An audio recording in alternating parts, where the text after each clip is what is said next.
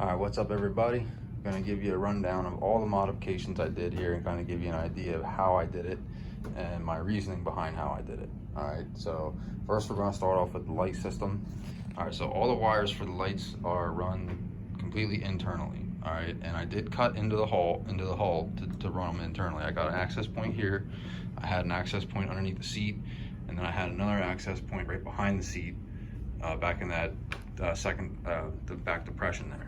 All right, and you don't technically have to do it that way. I just did that because I knew that I could do the welding, and it did make it a lot easier. Another way that you could do it, these here, so that these rod holders, they pop out, and the rod holders in the back here pop out. You can take them out and fish your wiring through. But like I said, I knew how to do the welding, and plus I just wanted to do the welding. So that's why I did what I did there. You don't have to do it that way, but it did make it a lot easier for me anyway. All right, so that's how I did the lights, and everything is ran, all the wiring from the front, for all the lights, all the wiring from the back to the front, all runs into here. And my switch panel controls everything. My number 1 switch controls my running lights, and my number 2 switch controls my deck lights.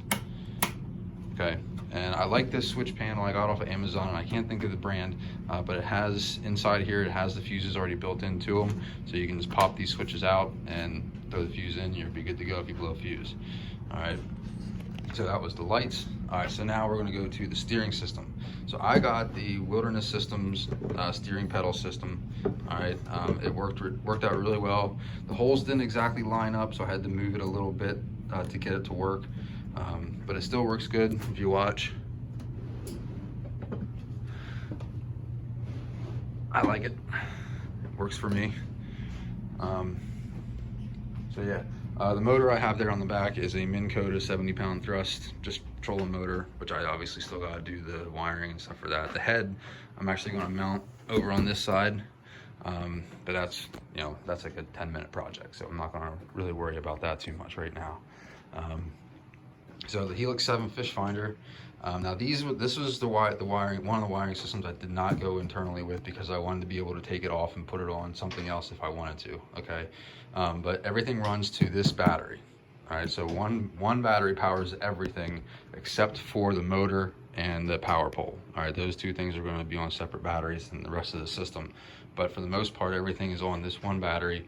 Now I have tested it. I've let this thing sit with all the lights on, fish finder on, USB ports charging the cameras, and it lasted for a good 15 hours.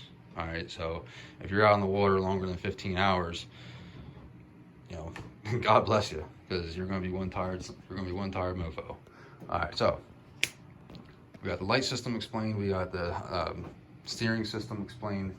All right, so back here where I mounted the power pole. All right, now instead of going out and buying, $120 mounting plate, I just made one of my own. I pretty much ordered plastic sheets and welded them together right there, as you can see, and it cost me about 20 bucks, about 30 bucks, whatever. But still, it's better than spending $120 when I can make it myself, and that's just my kind of way of life. You know, if I can do something on my own, I do it. All right. So anyway, it worked out really great. And if you've noticed here, anytime I drill a hole into this kayak, I put epoxy down before I drilled the hole. So what that does, when you drill into it, the threads are going to catch into that epoxy, and it's going to epoxy the hole as you drill. So this thing is 100% watertight because of me doing that. All right. So, and I did the same thing here with the motor mount. I cut off. See, this is where it would bend down, and it has these things that you spin to clamp it on. I cut those off, and the main bolt here goes down through where you put your rudder system, and then I just use some self-tapping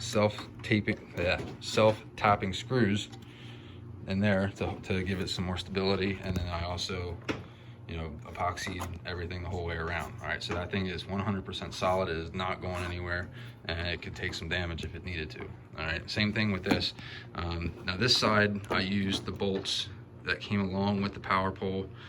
In the front, I used the self-tapping and with the epoxy. All right, so that's that part of it. All right, and then over here, we got the transducer mount. That is the Scotty transducer mount. I really like that. And also got my little sidearm protection now. And that's pretty much it, guys. I mean, it was a simple kind of process. You know, it did take me some time because, you know, I had to work and whatnot. So I worked on it when I had spare time to do it. But yeah, we are ready to go. Seminole cannot come fast enough. All right, guys, so if you have any questions on how I did things, you know, feel free to ask me. I'm sure that there's a lot here that I did that I didn't cover, so I'm just trying to make this video quick to get it out for you guys. But like I said, if you have any questions on how I did things or any, you know, any tips for me, you know, going forward with how to do things, you know, I'm open to that stuff because this was all a learning experience for me. But yeah, if you like what you see, give me a like and subscribe on my channel, please. And I will see you guys on the water down in Georgia on Lake Seminole. Peace out, guys. Love you. Tight lines.